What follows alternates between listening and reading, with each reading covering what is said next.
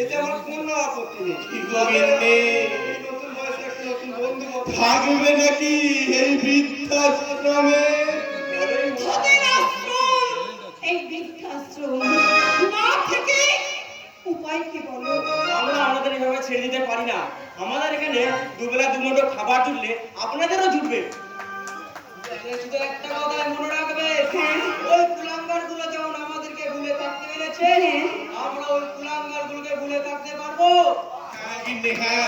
আজ থেকে আর কোনো কান্না নয়,